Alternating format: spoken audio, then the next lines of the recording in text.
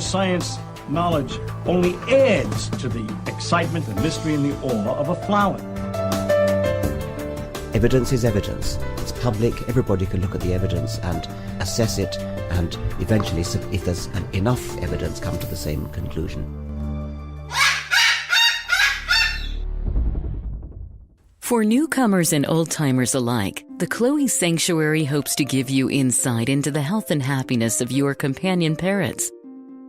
We hope to help you build happy homes using reliable and proven tools. The best homes are built on a rock-solid foundation. And the best foundation for a happy home is the bedrock of science. When we stand on the shoulders of giants, the scientists who have worked long and diligently to understand our companions, we can reach new heights of understanding. And understanding is the key to success. What does avian veterinary medicine have to tell us about our feathered friends? How can we prevent illness, see the signs of disease before it's too late, and care for our birds through ill health? What light does behavioral science shed on their nature, needs, and hopes? How can the tools of behavior shaping make our homes happier for us and our companions? How can we deal with biting, screaming, or other misbehavior? What is it like to live among parrots? Let them roam around about you and share a life with them. How much freedom do you give them? What happens if you form a bond of trust with them? Watch and see what understanding their true nature can do for you. Come with us on a journey as we do more than examine a parrot's world. We live in it. Make some popcorn and bring in a few wood blocks. Let everyone have something to chew and a comfortable place to perch. Cockatoo is a presentation of the Chloe Sanctuary for Parrots and Cockatoos, a nonprofit charity dedicated to the empowerment of captive parrots and public awareness. Hi, and welcome to Cockatoo 43. The parrots, they are A-Changin. Today we got a big crew with us. I'm Don with the Chloe Sanctuary for Parrots and Cockatoos. And right here I have Cause. This is Cause and Babaloo. And Coco, who will probably be making noise the whole time. She doesn't like cameras. And by the way, somebody mentioned this on our last video. They saw me petting Peaches on her backside and down her back. She can't preen herself. She has mated to me. Because of the fused vertebrae she has in her neck, she can't preen herself. She had impacted feathers she nearly died from. It's become a habit. It's become a habit, and you won't find me apologizing for it. But I certainly don't recommend that you pet birds below the neck, because if you get them sexually stimulated and they get mated to you, then you're going to have mate territoriality to deal with, and that can be a real bugger, let me tell you. So here's Peaches. And then we have Chloe up here.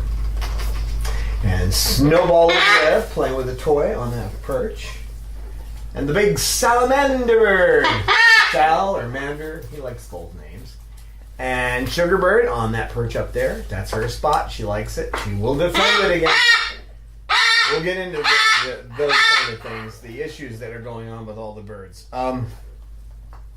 But welcome, and this episode is not one of our training series. This is just going to be talking in general about working with birds.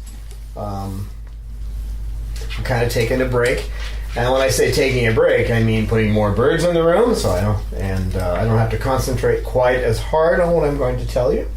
And the reason being that I'm going to be talking about all these guys. The two birds that aren't in the room are Roman. He would not come in, and he has issues with being in social situations with other birds. And if he doesn't want to come in, he clamps onto the cage, realizing what's going on. I'm not going to force him. And the other one is Gloria. She's an eclectus. She was flown in here from Philadelphia. And she has severe feather destructive behavior, and we're treating her. You'll see her in future episodes. We do have a few little clips. No, Snowball, you're not going up there. He has mate aggression, but in general, since he developed that problem, he is aggressive to females in general, so I have to keep an eye on him. Right, Snowball?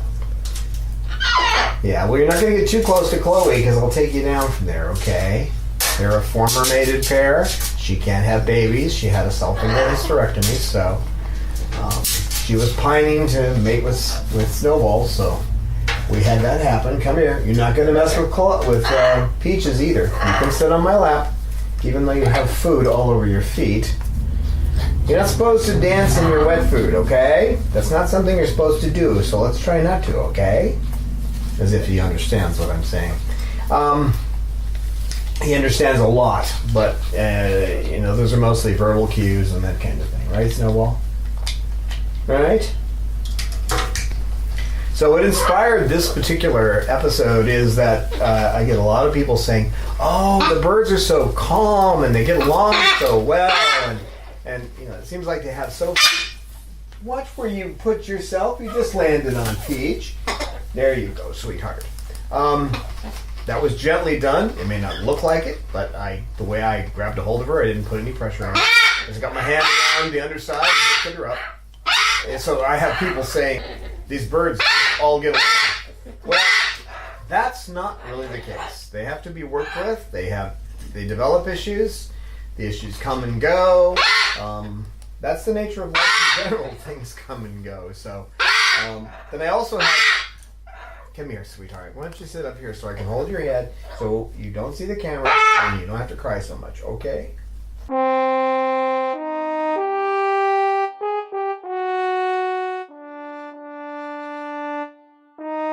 It is ignorance of Bob's nature that turned Babaloo into a living gargoyle.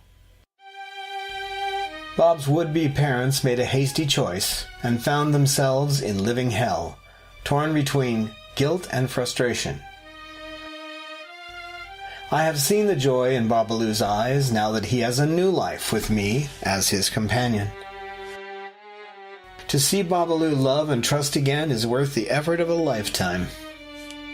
But, once again, Bob is heading toward the pain of separation.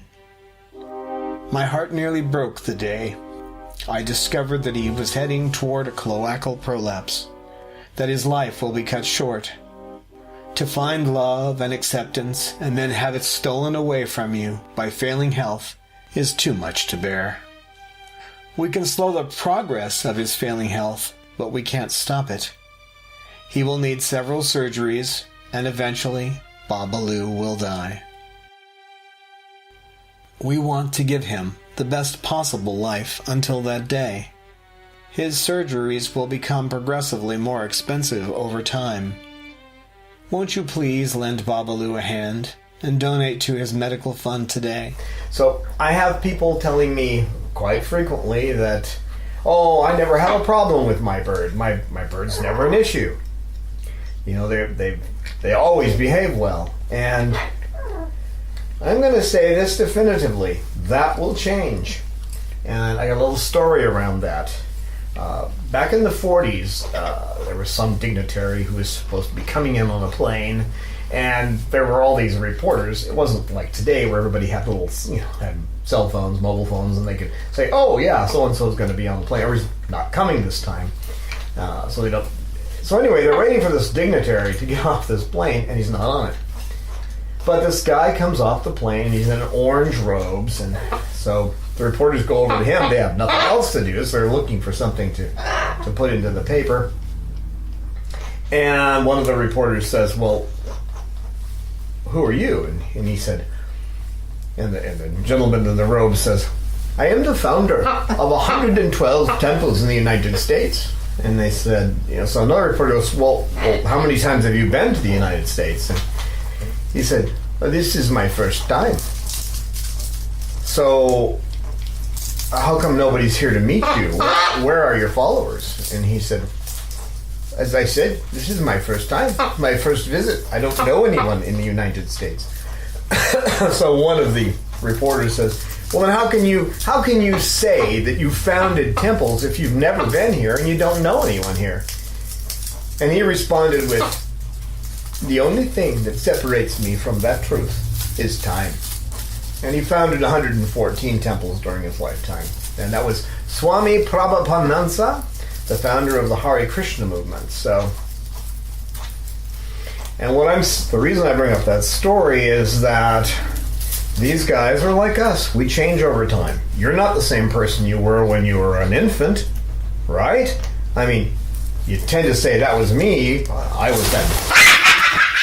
Hey.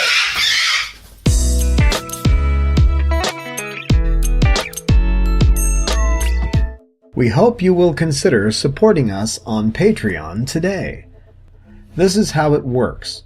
We produce up to 2 videos a month. As a patron, you pledge to give us a donation, whatever you feel is right and meets your budget. Patreon gives us your gift monthly. You can easily set a limit on how much you donate a month. You can change the amount of your pledge at any time.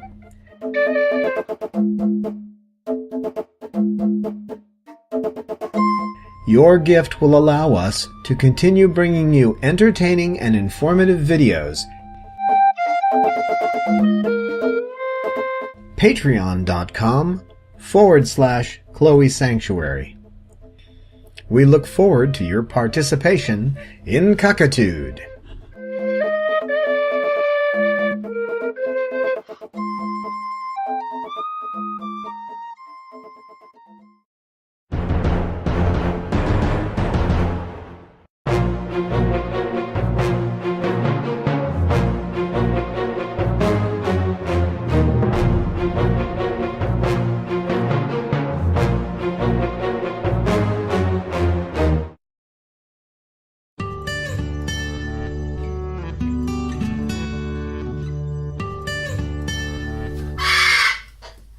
That wasn't too smart on your part. That wasn't too smart on your part. She has aggression problems. We'll get into cause and her aggression problems with other birds, but as you can see, not much comes of it. You're going to have issues, even if it's physical health issues or it's behavior issues, maybe something in the environmental. You may get sick and you're in the hospital for a month, and when you come back, the bird's screaming or the bird's ripped off its feathers or something like that has happened. So what I'm going to talk about is the various issues that I have with each of these birds currently, the things they came with, the changes they've been through. And these guys have taught me patience. They've taught me not to look at what's happening today, but to look down the road and see where things will be a year from now or 6 months from now. And to plan behavior, hi, sweetheart. Hi, Sal. And to plan behavior shaping over time.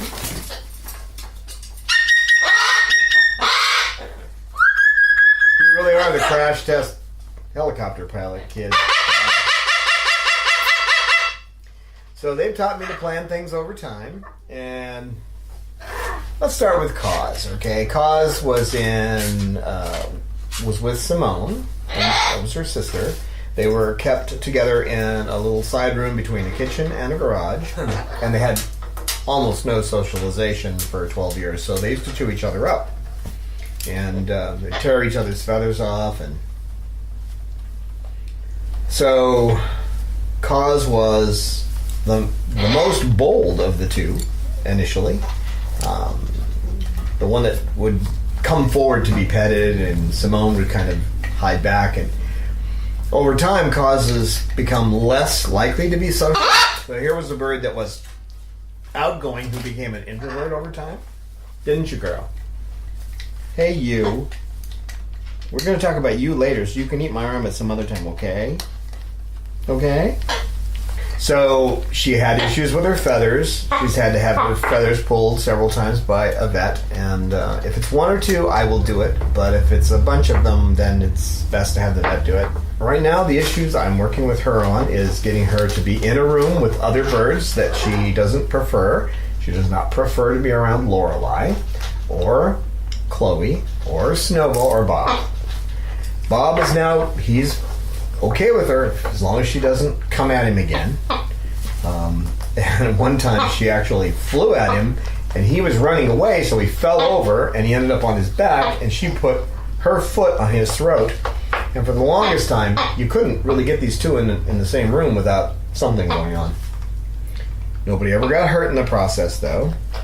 I always got myself in there before anything could happen. Keeping a good eye on those two, it made it safe. So, and in time, Bob and her, they're okay now. There's not an issue that you can see between them most of the time. Now, in general, you have two great tools, okay? You have knowledge of the species. For example, when Gloria came in, I had never been around Eclectus much. I knew a little bit about them. I mean, I'd seen Parrots in the Land of Oz, and I'd read a little bit about them, but I did a bit more study, and I determined what my approach would be with her.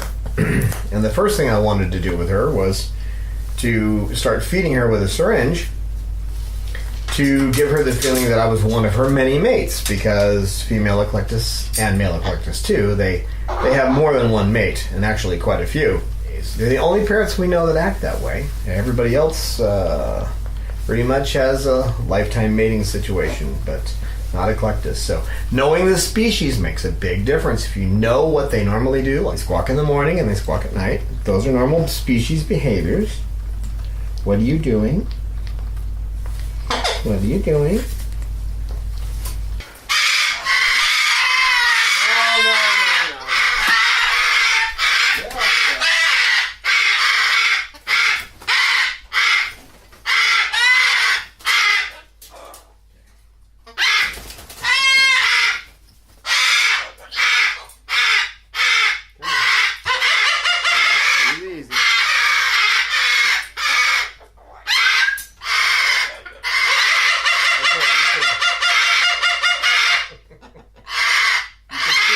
See the aggression issues between them. Okay, now causes hanging behind my neck because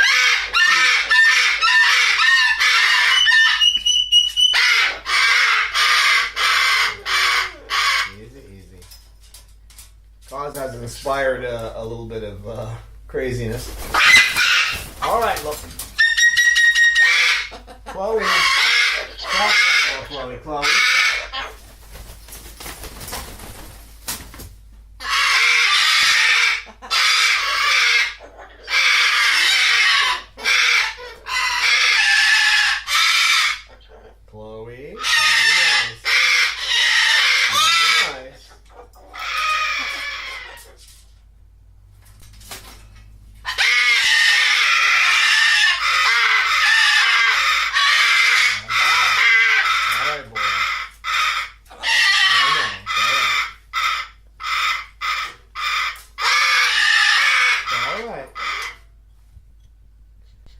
So, behavior shaping is another tool that you have, and what that is you learn the tools that I've been teaching in our training series. You learn those tools, and you work with the birds with them, knowing the species and what their natural behaviors, and knowing how to shape behavior are two critical things. But also, attitude and perspective are big issues. There's a good story about perspective. There was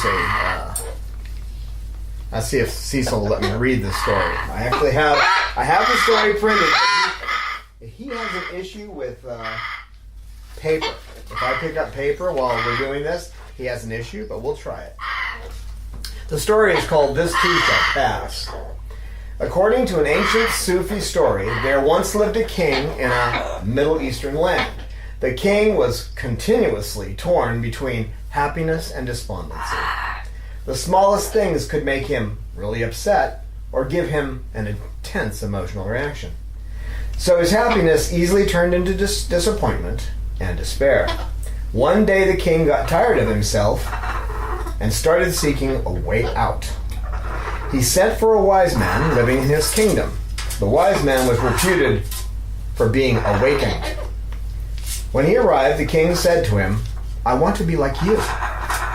Can you bring me something that will give me balance, peace, and serenity? I will pay whatever price you like." The wise man replied, "I may be able to help you, but the price is so great that not even your kingdom would be enough payment for it. Therefore I will give it to you as a gift, if you will honor it." The king gave his assurances, and the wise man left. A few weeks later he returned and handed the king an ornate box carved in jade.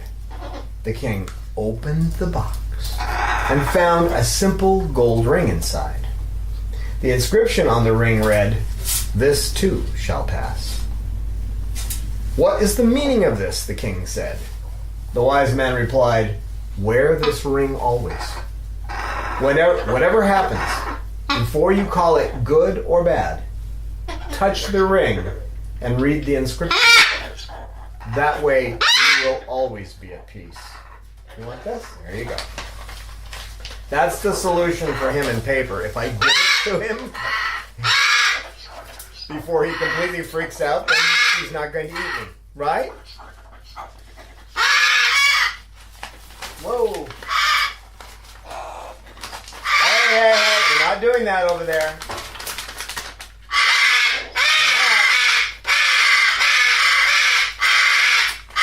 There you go. Calm down. So if you have a bird that's perfectly calm and gets along with everybody and has an excellent behavior, remember those words, "This too shall pass." If you have one that screams all the time and is threatening and is trying to bite everybody, this too shall pass. And if you can keep that perspective and you can learn about the species and learn how to use the basic tools of behavior shaping, it'll make a big difference. Now, that's perspective. Bob, leave her alone. Love Bob. Bob, don't. Bob, come here. Bob, come on. Come on.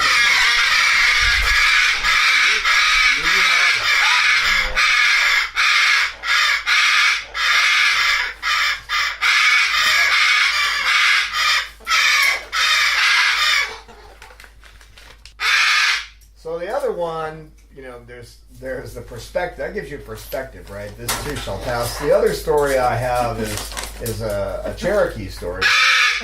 And it's the story of the two wolves. An old Cherokee is teaching his grandson about life. "A fight is going on inside me," he said to the boy. "It's a terrible fight, and it's between two wolves. One is evil. He is anger, envy, sorrow, regret, greed, arrogance, self-pity, guilt, resentment, inferiority, lies, false pride, superiority, and ego." He continued, "The other is good. He is joy, peace, love, hope, serenity, humility, kindness, benevolence, empathy, generosity, truth, compassion, and faith. The same fight is going on inside you. And every other person, too." The grandson thought about it for a minute and then asked his grandfather, "Which wolf will win?" And the grandfather answered, "Whichever one I feed."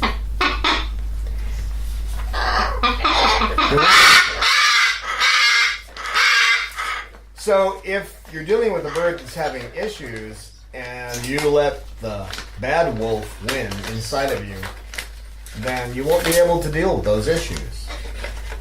Speaking of bad wolf, you need to deal with yours. That's Chloe. You're not going to get her. You're not going to mess with the Chloe, okay? Calm down. Bob, calm down. Down here and play. I'm just redirecting him into his area. Chloe. She's been through a lot of changes. When she came to me, she had torn off all the feathers on her chest. She didn't have any feathers on her legs. She had some broken feathers on her primaries and secondaries. And I was able to get the records from the vet and showed how they'd given her several different drugs trying to deal with the situation. These were all hormonal type drugs. They even gave her a salpingo hysterectomy.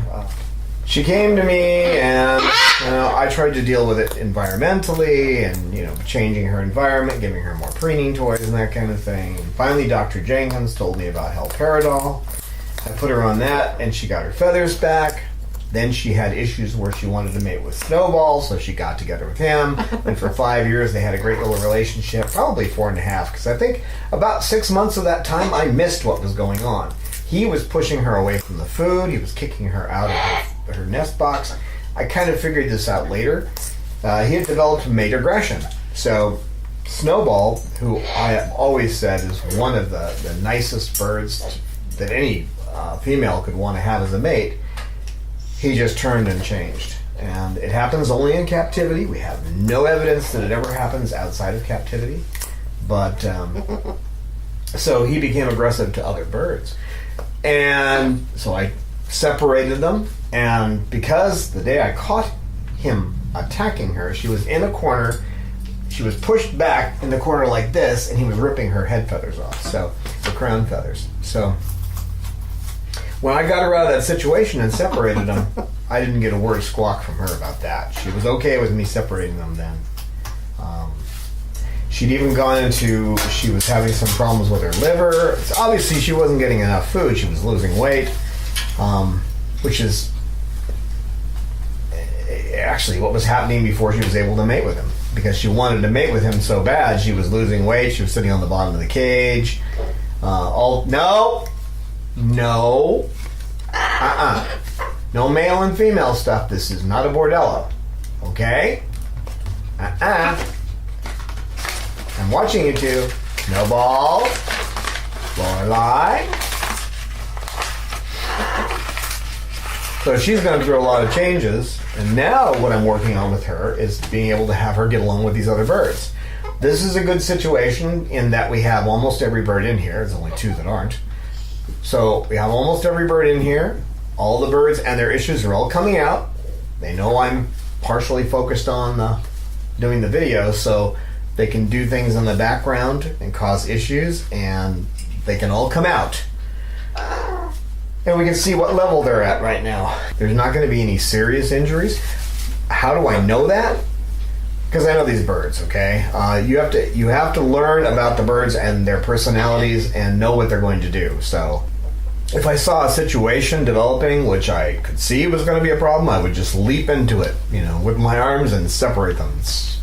Take whatever lashing I get. They will protect you by biting you, okay? That's one way of letting you know I've got this in hand. They bite and they say, get out of here. I'm taking care of this. They're not going, get out of my way in a mean way. They're actually letting you know that they've got the situation in hand. That's the way I look at it. But basically, once they're in a situation where they're fighting with mate territoriality over their mate, they're going to keep the mate out of the situation. That's just what they do. They do that in the wild too. So, right, Cecil? So right now we're working on getting her more social with the other birds, getting her out more with the birds that normally don't deal with her. Get out of there! All right, stop it! Go on! Get out of there! Darn it! Okay. Get up there.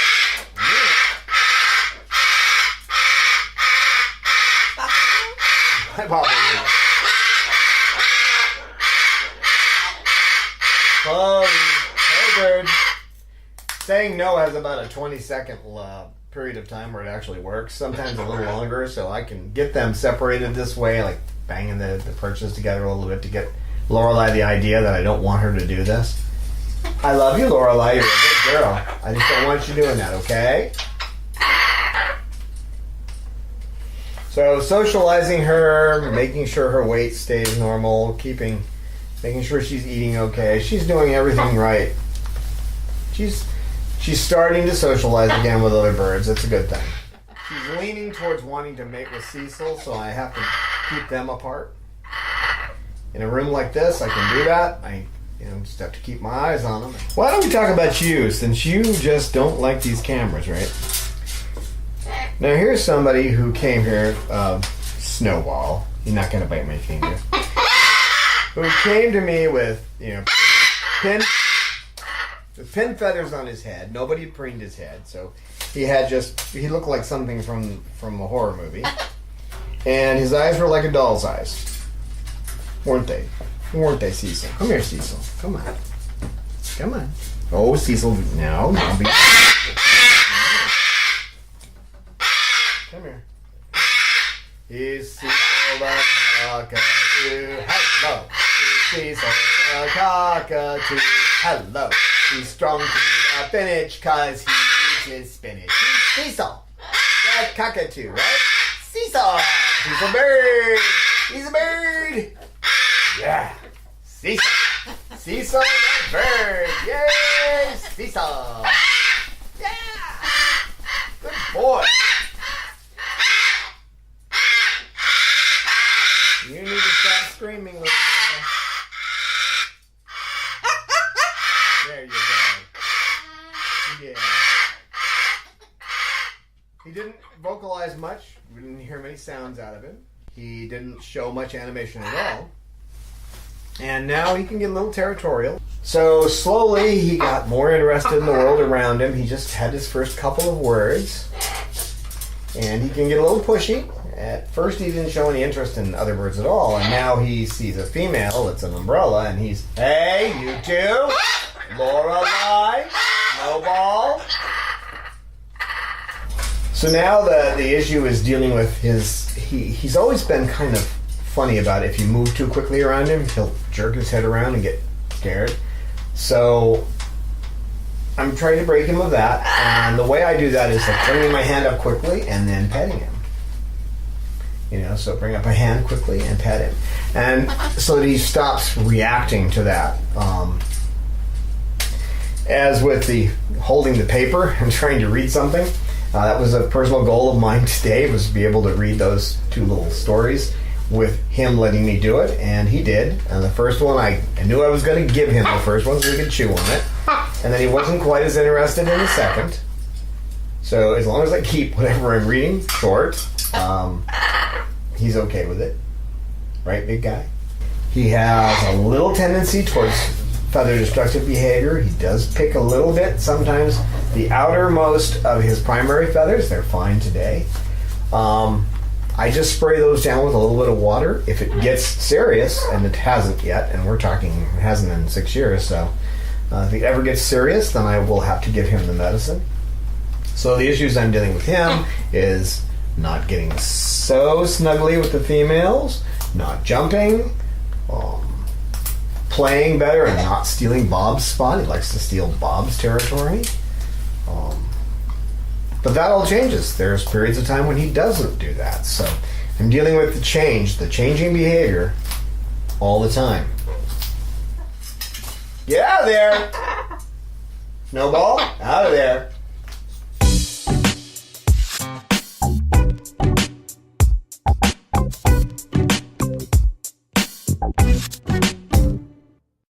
Snowball. Snowball. No, don't start again. Snowball. Snowball. Okay.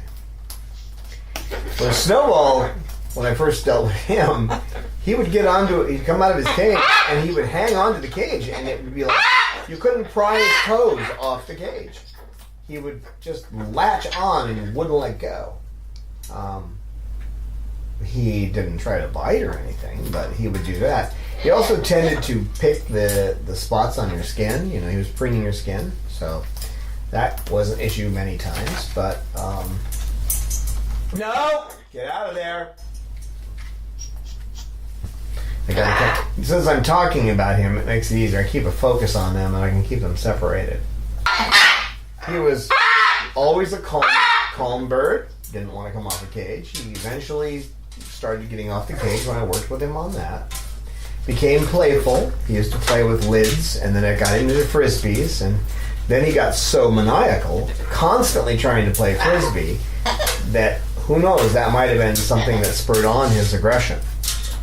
So now what I'm working with him on is getting him socialized with other birds, keeping him away from the females, or at least being able to break them up quickly. Making sure he doesn't get aggressive with females. You still have to work a little with him on picking on skin. If he sees a freckle on your skin, there's a chance he might start to nibble it. He doesn't just chomp on it like he used to, just get a hold of it and pull it out. He doesn't do that anymore, but he'll start getting his beak on there and just trying to test the area to see if he can do it. But personality is always changing, so I had a bird that would just sit on a cage and didn't want to come off of it. Now there's a bird that wants to be involved in the situation, and he's going after females in two ways. He goes after them to sexually, to try to mate with them, which of course we don't allow, and he'll also just all of a sudden go and fly at them and attack them. A few days ago, I had Sugar behind my head, and he flew up, knocked my glasses off, and went after Sugar. And I'm really blind without my glasses, but I got a hold of him and got him separated there, and got him out of the room because he was beyond the beyond at that point. So I got him out so he could have a little time by himself. And Sugar went under the drapes and hid, and I had to call her name. Couldn't see her, and she was crying behind the curtain. Came out. She was okay after a little while. About 5 minutes, she calmed down. He didn't hurt her. You think about the worst thing he would do is start pulling feathers out. And that's what he did to Chloe. He actually didn't damage. I checked her all over. She never had any marks on her body because I'm doing physical exams frequently. So now Sal, when he came here, he was a little cruise missile. The lady he was with was showing affection to men and boyfriends, that kind of thing, and he wasn't going for it. When she got him, he was just under sexual maturity age, and when he became sexually mature, not full adults, because that takes a little time, but to become sexually mature, an adolescent, although their adolescence only lasts about a year and a half, they live longer than us, and their adolescence is a short period, but he would rush at her to try to eat her face. And the only remnant I have of that behavior now is you do not want to walk up and turn your behind towards him. If you bend over around him and he sees that, he's going to target your rear and you're going to get bit. Don't know why that is. It's a remnant of his earlier behaviors. I actually haven't worked with it. It's kind of hard to work with something that you aren't even looking at him. You usually have to look at a bird while you're trying to change behavior. So unless I'm going, hey, get out of there, you two.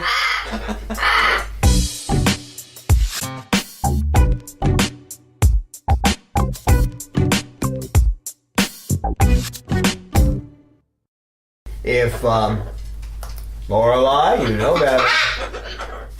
Snowball. So he has a twisted pelvis, and that's probably why he has a little trouble pooping in the right places. He's getting better. I'm working with him on it, and I praise him when he is able to hold it for a minute or two. Come here, leave her alone. He's going after Chloe, so I praise him, and I praise him, and pet him. He's also unusual. He doesn't like to be petted on the head. He doesn't like to be preened on the head. So you need to pet him around the neck if you're going to pet him at all.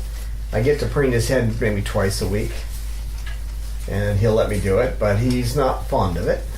That's highly unusual, but these guys are a study of one. Everyone, hey, get out of there. They're like us in that they can be different. They can have some traits that are not like anything else. A cockatoo normally will want to be over with you all the time. He comes over and plays with me. He's at that period in his life where he's looking for a mate, so I have to be careful he doesn't try to mate with my hand. Although Bob's worse about that than he is. He has an eating disorder. When I first got him, he wanted to eat chips and eat junk. That's all he wanted, was just junk. So obviously that's what he'd been fed. And now he eats the mash. Not every day. Hey, get out of there!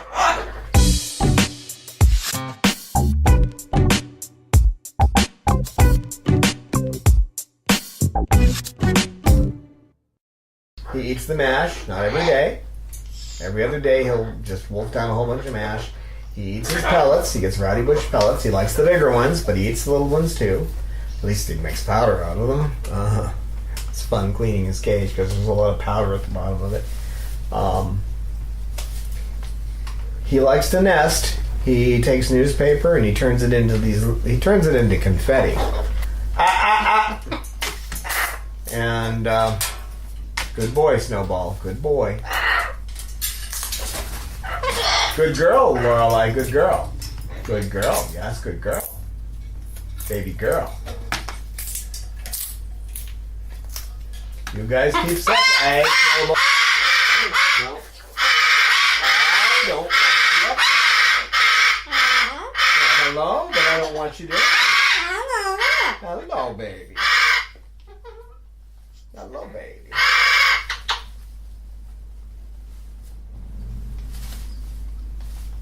So he's picked up a lot of vocabulary, and he's a good boy. There goes Cecil. He gotta watch to make sure he doesn't go for Lorelei. Right, Lorelei? Mm-hmm. His other issues are that he can get a little bit pushy if he wants to do something, and he may threaten you with the beak.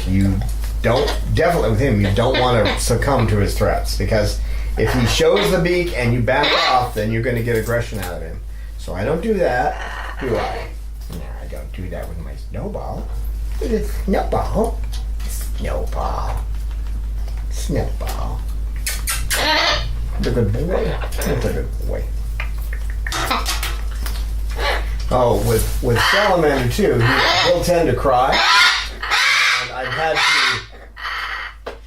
to reinforce his nice vocalization, the sounds he makes that I like, and I reinforce any of those. If he starts crying, I ignore it. And he picked up the cry from Sugar. Okay, so learned behavior. He never used to cry, but he'll cry if I leave the room. I mean, he has this horrible cry. It sounds like it's from Dumb and Dumber. He also developed this me first attitude. He wants out of the cage before everybody. Come here, Coco. Come on. Let me cover your head. There we go. He wants out of the cage first in the morning, and he gets upset if you wait till the third bird to take him out. Now he's number 2. Peaches, well, she'll hide and try not to come out of the cage if you don't take her first. So he's number 2. I talk to him the whole time I'm taking Peaches out. I'm telling Peaches what a good girl she is, and et cetera, as I'm taking her out to her food. And at the same time, I'm interspersing it with comments to him. So with Sal, we just try to keep him calm, busy with his different activities. He likes to play himself, which is unusual for a cockatoo. And try to draw him into social situations, because he doesn't particularly like to be in a social situation with other birds. Sugar is a former mutilator. She has to be kept on haloperidol twice a day. Taking her off it, she'd probably be dead in a week. I don't think she can deal with breaking her feathers again. She doesn't have as many blood feathers, but the last time she went down on a lower dose, once I got her down about 5 points, she ripped out 75 feathers and broke a whole bunch of them. It was a nightmare. So I actually helped Dr. Young in the process of removing all of those, and it taught me a big lesson. She is more social now than she has been. She will play with other birds. She'll sit over here, and she's fine with sitting behind my head and moving around on the back of the couch. She doesn't particularly care to sit and be held, though. So I'm working on that, so she gets a little more comfortable with being held. She just tends to be quiet when the cameras are out. She has an eating disorder. She was given all kinds of junk food all the time, so it took a long time to get her to eat, and she needs a variety of food. I make her a special bowl, like I do for Gloria and for Peaches. Most of these guys, they get a little treat, special dry treats and special wet food as well. Bob's on a limited diet. He gets the mash and the pellets and a few little treats in there, like one piece of papaya, a couple of sunflower seeds, and that's all he's allowed because he's heading for a prolapse. She's heading for a prolapse as well. And her personality is much stronger than it used to be. She will take off out of your hands if she wants to be somewhere and she doesn't think you're moving fast enough.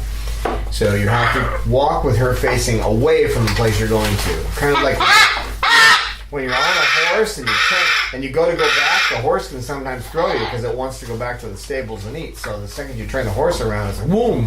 Well, that's the way she is. She's not as bad about it as she used to because I catch her early on and spin her around and talk to her and say cute things, and she talks back. But she's been through a lot. In 3 years, she was wearing 13 collars, different collars all the time. I made her special magnetic toys that went around her neck so she could preen. And she was torn up. She didn't have much in the way of feathers. She's just a beautiful girl now, aren't you? Aren't you, Sugar? Just a big, beautiful girl. But it'll change. You need to leave her alone. Don't be aggressive to females. That's Peach. Peach, do you need some more toys to chew on? I'm sorry. You need some things to chew on here. There you go. Babaloo, when he came here originally, he bit the heck out of me.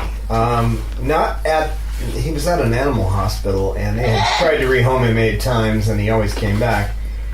He never bit me there. Every time he'd show his beak to me, I'd push my hand into it, and he'd turn away. But what would happen is that I'd walk by him, and he'd bite me. And I figured it out because they were walking dogs. They'd go get a dog, walk past his cage, go get a dog, walk past his cage again, walk the dog around, walk past his, and not talk to him. So he had a problem with you just walking by the cage. I worked with him over time, and it doesn't bother him as much as it used to. But it still does. So I have to make sure he gets talked to. He's a good boy, so.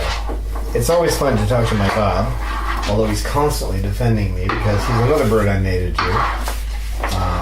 So I have to be careful he doesn't get too aggressive with the other birds, trying to protect me. He's heading for a prolapse, so he has to be on a special diet. He has to be given extra water. Usually I have to give him water by syringe a couple of times a day to make sure he's getting enough water. Right, Bob? And, of course, I'm dealing with his issues. He doesn't seem to have much of an issue with Cause now, and they couldn't even stand each other, but now the issues are between Cause and Snowball, Cause and Chloe, and Cause and Lorelei. Those are the major issues that I have with Cause as far as socialization. So, and Bob's gotten over that for the most part, haven't you? Yeah. You just haven't gotten over the one with Chloe. You're better. So, he doesn't do social interactions with birds that have attacked him at one time or another. If a bird has been aggressive to him, he remembers it and he deals with them in a negative way. If you can get them together for a while and there's nothing that happens and he can see in a couple of hours the other bird isn't going to hurt him, then he'll be okay, won't you, Bob? Yeah? The biggest issue with him is he's got to know that you care about him. He's not a real huggy bird, but he's one that likes to be on you and be next to you. And if he doesn't get to do this every day, he gets, I guess you would say, despondent. He stops playing as much. He sits in his cage. I mean, he's a player. He's a busy bird, but if he doesn't get the attention he needs, then that goes negative. On the perch. I know. It's just like all I did was I was just preening her. I wasn't doing anything. I know. Doesn't make any sense, does it? silly Dawn. I know. But I don't need her to get hooked on somebody again. No. His big issue in the last couple of months, the one that's been the hardest to deal with, has been he's just got this sexual urge that won't go away, so he keeps trying to get her grab my hand, and you don't want to get a bird doing that. You don't. And every day I'll be sitting here and he'll come up and try to do it. That's not the way it used to be. So things are always changing.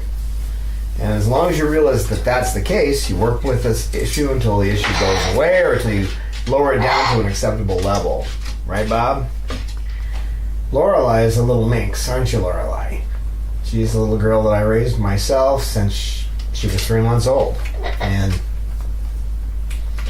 took a year and 3 months to get her to wean herself. In the wild, they do feed each other, so it's perfectly normal. If she comes up and wants to take some of Coco's, Coco has to have her food in a syringe. We'll get into that. But if you're wearing buttons, if you've got a earpiece in your ear or a set of headphones on or anything dangly or sparkly, she's into sparklies. So she's going to get it, and she's really good at it. She will disarm you with her charm and be sweet. And the next thing you know, she's off with something.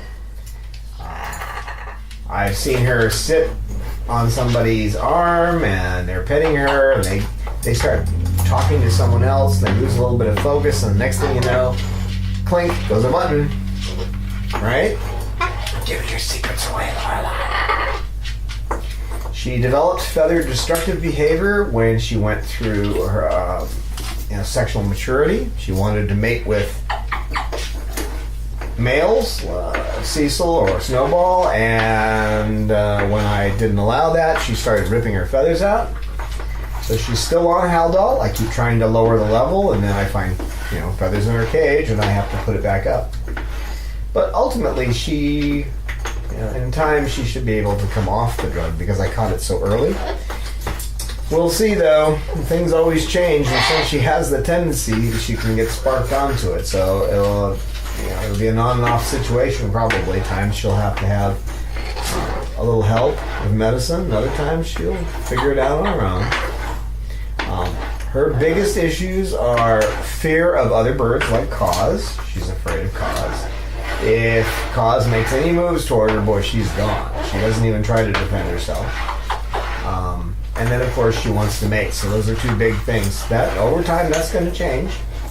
As she grows up and gets more, she's, 5 years old now, so when she gets a little more confidence. Another thing, too, is, this was a bird that was on me all the time. Lorelei just loved to sit on my shoulder. And then one time, she was at the window, and I went to put her in her cage because I had to go to work. I had to go to a computer job. That's a lot of the funding for this organization comes from those computer jobs.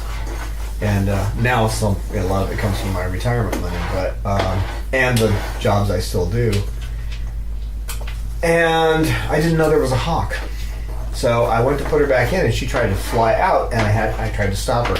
She would, even the slightest idea that I was going to make her do something, she'd fly away from me. Now, when you've got flighted birds in a room full of cages, and it's really hard to get up there, if I were to climb onto a stool to get up to the top of a 6.5-foot cage and reach for her, she just flies to another one. I worked with it, and now I think I've overdone it. That's okay, though. Because, I walk into a room where she is, wham, right here, she's right here. And she's not afraid of anything. I really made a point of making quick motions, running up to her like this, and then just petting her to the point where I could run up to her and go like that, and she did nothing. No reaction. Like, oh, here he comes again. Where before, after what happened at the window, now this, remember, I raised her from 3 months old, so she was really close to me. All it took was one screw up, and it took nearly 6 months to make her comfortable. So, things like that can happen. Your bird may be perfectly happy with you right now, no issues, and something like that little hawk at the window situation with her could happen. And then when you reach your hand in, the bird may bite, or the bird may run away from you, may not want to have anything to do with you. That doesn't mean it's over. Right, Lorelai? Baby girl? I know, you're not going to fly over here now because Chloe's here. Yeah, Chloe and I raised her, but once she kind of went for Snowball, Chloe said, that's it, you can kind of get out of here. That's probably about the way it should be anyway. In the wild, they would just separate. Occasionally still get together and preen as long as the male wasn't around. Not too close anyway. They tend to stay pretty close in flocks. But Coco came to me. Coco the bird. Now she's doing fine with the cameras. She's not screaming. She's not focusing on them. When she came, she was all torn up. Her feathers were destroyed. The people who had her loved her. They had taken her to vets. They had a big pile of paperwork showing everything had been done. They even had some of her feathers she'd broken in a bag showing what had happened. And all this was dated material. She was scared of everything. I mean, this little girl hadn't been around a lot of other birds, and she just didn't want to be around them. And another issue with Bob, by the way, he will try to get and preen in improper places with females, and you have to stop him. Which is what I was just doing, because I caught him doing it. She didn't know how to hold a spoon. She actually didn't know how to use her feet. I remember when Lorelai was just a baby. She was looking at these huge feet and going like this with them. Of course, they don't do this because they can't. They don't have the muscles to do that. They can only open and close it. But she's looking at it and then trying to figure out how to walk on them. That's a big foot to learn how to control. But this one didn't even know how to pick up a spoon. Now she can pick up a serving spoon. She can pick up a ladle and eat off of it if she wants something. She's also bossy. They don't have any dominance, so she can get bossy though. She wants something, she'll come up and try to get it. Won't you, Coco Bird? She's bossy. She's bossy. And when she doesn't like something, she's vocal about it. Like the cameras, good example. Her biggest issue, honestly, is getting her to eat the right food. She can only eat soft food, and we can't know this for sure, but she has trouble swallowing, so she probably had her crop burned by a breeder who was more interested in, saving time and making money than they were in caring for her, so she has to have her mash served to her as liquefied mash. And the soft things she can eat are like pine nuts, they're really soft, and papaya. Hey there, Snowball, we don't want you doing that, okay? So let's not do it, okay? Let's not. Say we did, alright? Oh, I'm sorry. What are you doing? Come on over. I didn't mean to take my leg away from you. I just moved my leg. I do. You can eat my leg if you want to, but you weren't going to. You were trying to come over. I know. I know you. You're a good boy. Yes, you are a good boy. Hello. When Roman, who's not in the room because he wouldn't come in, but when Roman came here, I kept him in the same cage. They loaned me the cage. I eventually got him a big cage. One of the 507 Kings cages, 3 foot by 6 foot by, 3 foot by 4 foot by 6.5 foot tall. And I had to take his other cage apart to get him out. Now, I could have worked with him and pushed him, but I just wanted him to slowly make these choices on his own. And it's been good because it's helped him make the right choices, and there was no reason to push him. And now he gladly comes out if it's something he wants. One customer that likes me to bring birds, now when he sees me dressed up to go out, because I have one uniform, it's one type of shirt and one type of pants, when he sees that he starts crying because he wants to go. So his biggest problem was not wanting to be social with other birds, not wanting to be...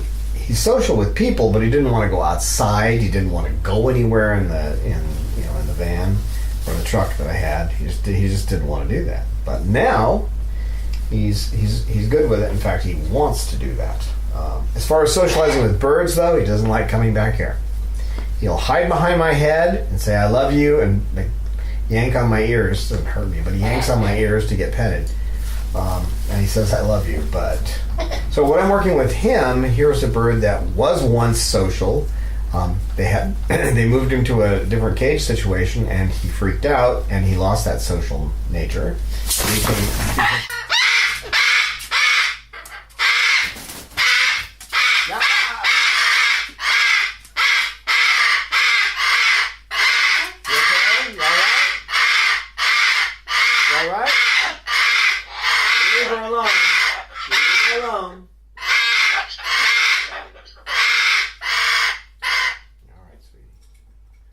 His social behavior and also getting him to eat are the two things that are hardest to get. And occasionally he'll be a little hard to get out of his cage. So you got to work with him to make him feel comfortable.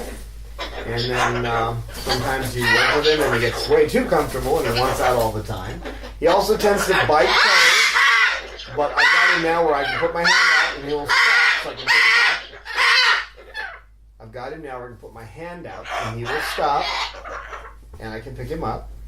No, Bob, leave her alone. Leave her alone. And Peaches, yeah, she's a wonderful, sweet little thing. You know, she's a good girl.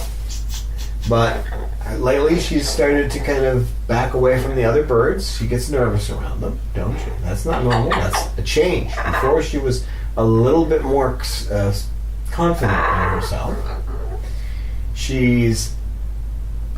You gotta watch the way she eats because if she doesn't get a wide variety of food and she isn't catered to, she won't eat enough and she'll start losing weight. She does occasionally need medicine because she'll chew her chest. So she takes a tiny little dose of medicine for a few weeks until she stops doing that. Then you can take her off of it. She needs to get outside. If she doesn't get outside and get a walk at least 2 or 3 times a week, then she gets despondent. She loves to talk to people on the phone. If she doesn't get the opportunity to do that, she has issues. And you got to watch the little behaviors where she used to be close up here. Now she's kind of moving away. If you look at our videos, you'll see how that's progressed over time. So she gets farther and farther away. She likes to play up close, but she's been moving farther and farther away because of the other birds in the room and perhaps other issues. So I'm working on that to kind of get her back into the fold. Huh, baby? There you go. She does get a lot of attention. If you see me not giving her much during a video, that's not the way it is. She does get a lot of attention. If I'm working on the computer, she has a box next to the computer. She gets in the box and she chews on it and she climbs up and she gets petted and she gets all the kind of affection you can imagine. Don't you, baby? I don't overdo it, but she gets about 20 minutes of petting a day in 5-minute increments. Don't you, girl? She did go through a period in the last month and a half or so where she was, if you petted her, she started vibrating, getting a mating reaction to being petted, but that's all over. So, well, we'll say over, but it's not hyper like it was. So keep in mind that you have behavior, but that behavior is always changing. So don't plan on things being just this way forever. And if you can remember that even this shall pass, and not to feed the wrong wolf so you get upset with what's happening. Feed the one that's joyous and happy and is looking for the good in things, and you'll find the good in them. Right, guys? So who wants to say goodbye? Coco, you want to say goodbye? You've been vocal today. You want to say goodbye? You want to say goodbye? Come on. Come on, Coco. Let's say goodbye. Say goodbye to the folks. Oh, it's all right, sweetie. Come on. Oh, sweetie. That's okay. Come on, you can say goodbye. Come on. Come on, Coco. It's Coco the bird. Say bye.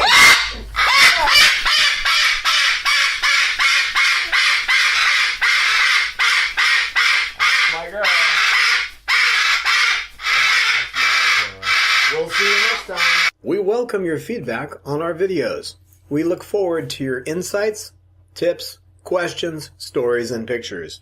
You can email us at cockatoo@chloesanctuary.org, reach us on Twitter @Chloe Sanctuary, and join with us on our Facebook Chloe Sanctuary page.